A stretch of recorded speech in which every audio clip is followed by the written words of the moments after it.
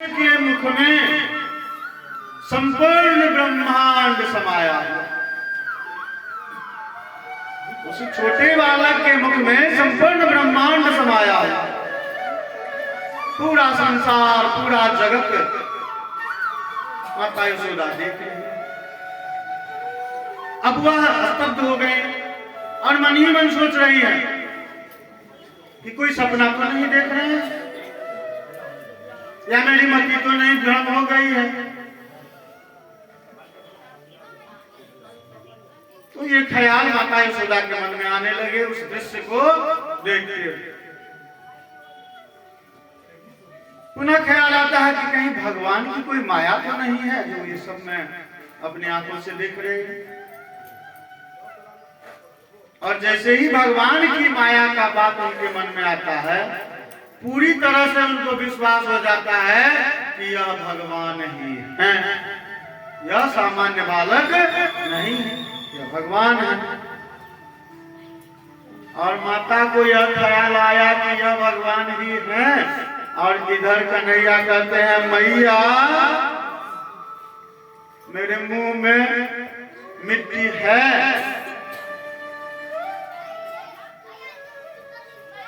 कन्हैया की बात को यशोदा माता सुनती हैं और यशोदा माता कहती हैं कि तुम्हारे मुंह में तो आकाश पाताल सब कुछ दिखाई दे रहा है। अब माता कहती हैं कि तुम्हारे मुंह में तो आकाश पाताल दिखाई दे रहा है। ऐसा सुन करके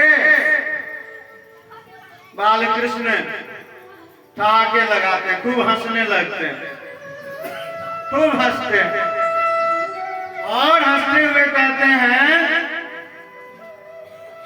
कि मैया लगता है तेरी आंखें अब खराब हो गई,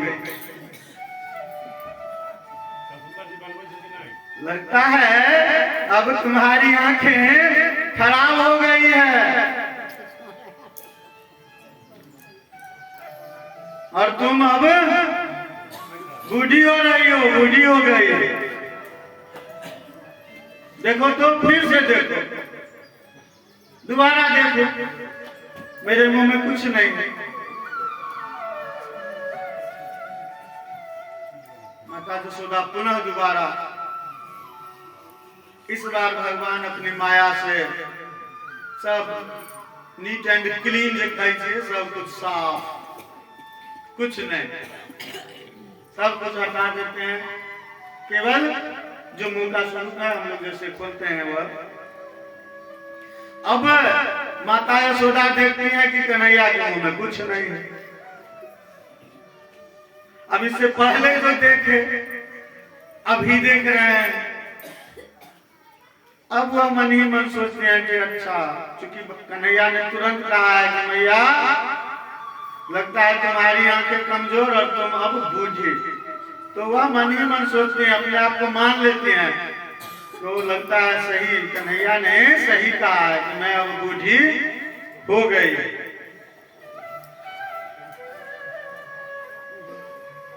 अब कन्हैया माता यशोदा से कहते हैं, तुम खामखा, तुम बेकार में इन गोप गोपिकाओं के कहने पर बारंबार मुझे डांटती रहती हो, झूठ मूठ का तुम डांट पिलाते रहती हो, रूठ जाती हो। जैसे ही कन्हैया रूठ जाते हैं, मुंह लटका करके बैठ जाते हैं, माता यशोदा उन्हें गले लगा लेती हैं और माता यशोदा के साथ साथ संपूर्ण ब्रजवासियों को कन्हैया के द्वारा जिस आनंद की प्राप्ति होती है, अपने अवतरण के साथ ही कन्हैया ने अपनी लीलाओं से जिस तरह ब्रज के लोगों को हर्षित किया, उसी से संदर्भित कन्हैया की विशिष्टताओं का गान है। माता का क्या स्नेह होता है अपने पुत्र के प्रति, और यशोदा मैया का क्या है, यशोदा मैया की भाव क्या है, पूरे ब्रज को प्रकार आनंदित करते हैं, प्रकाशित करते हैं, झिलमिलाते हैं गायन में। कन्हैया जी यशोदा का नंदलाल धुन दियो।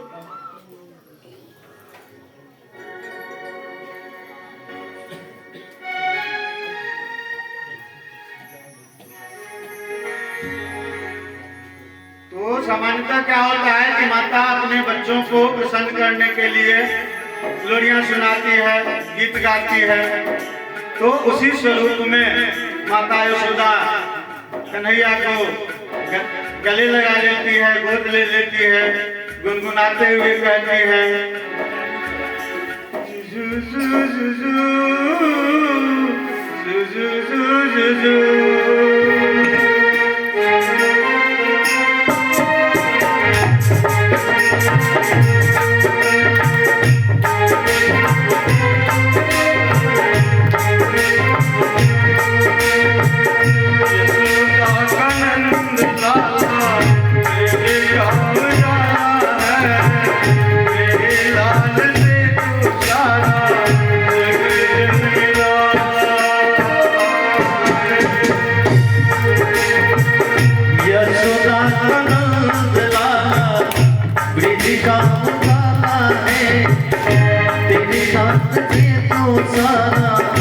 जग जिल पिया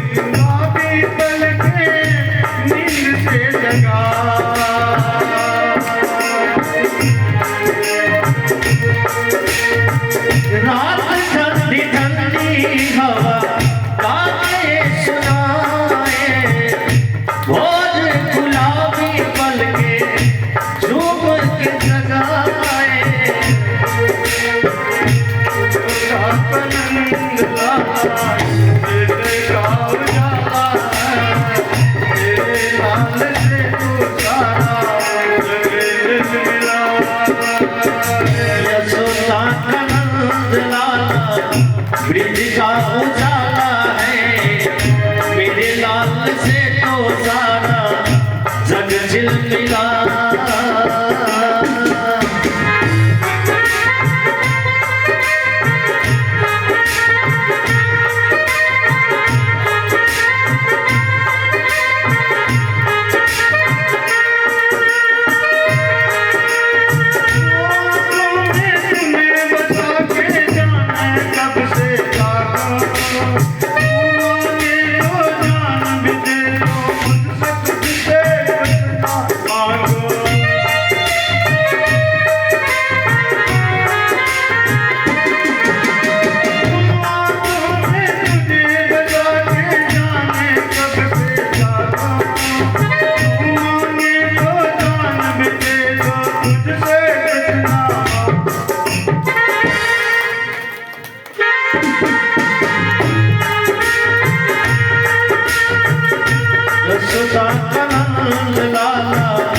ब्रिज का उजाला है तेरे लाल से तो सारा जग झिलमिला।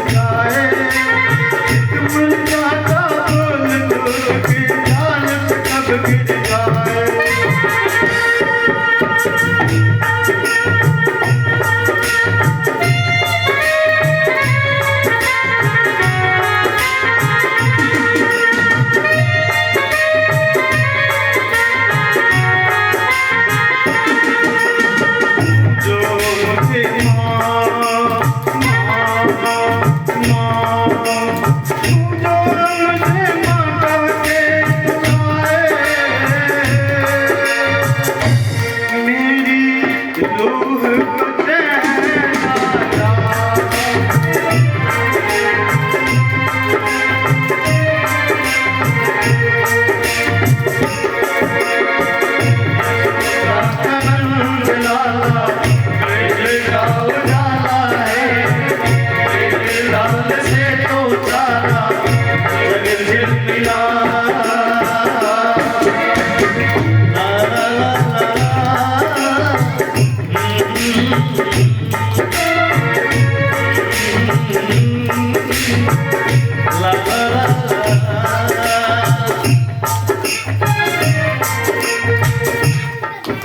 बोलिए कृष्ण कन्हैया लाल की।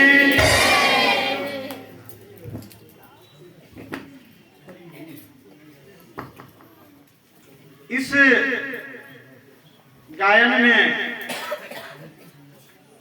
माता यशोदा की भावनाओं का पूरी तरह से समावेश है। वह वर्णित करती हैं कि मेरा लल्ला मेरे लिए तो प्यारा है ये, और वह देख रही हैं कि जितनी गोप गोपिकाएं हैं सभी लल्ला के प्रति आकर्षित है। परिणाम स्वरूप पूरा ब्रज जो है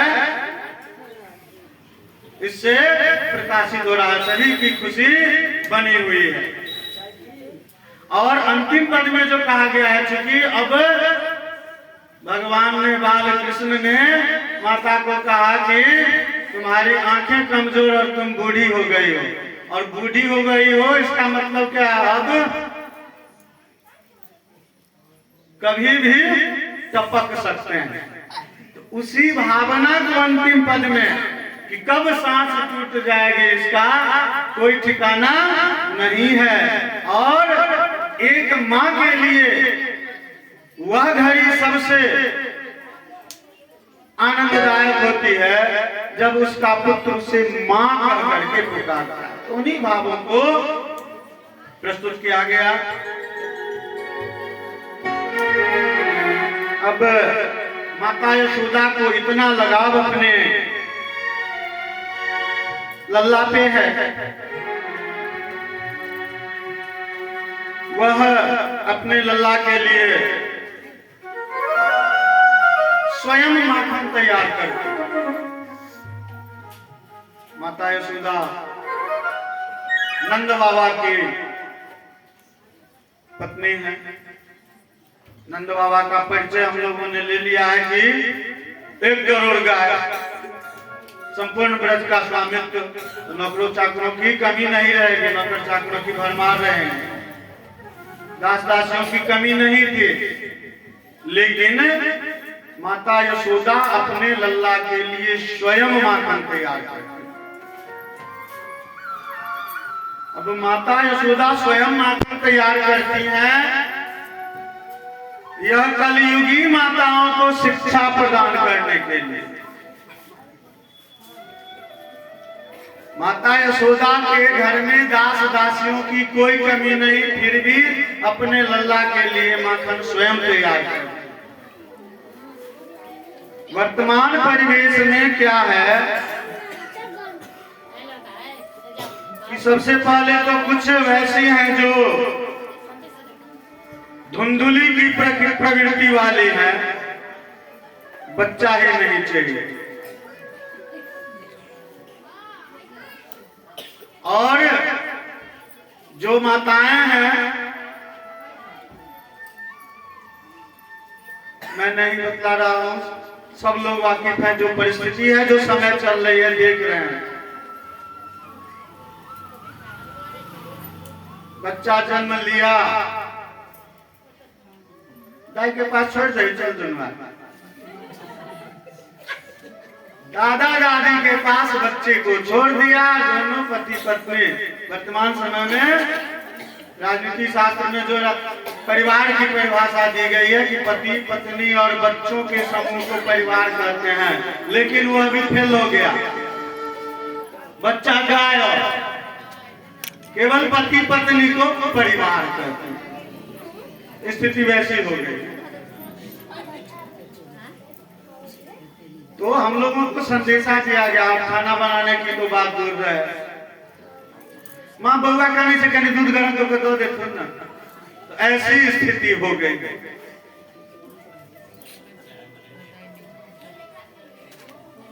हम लोग तो गांव में हैं, शहरों में व्यवस्था बन गई है। क्रैच सेवा एक होता है। क्रैच सेवा है कि वहां पे बच्चों को सुरक्षित रखा जाता है। व्यवसाय है, एक बिजनेस है कि जिन माता पिता को अपने छोटे बच्चे का ख्याल रखने के लिए समय नहीं है, टाइम नहीं है।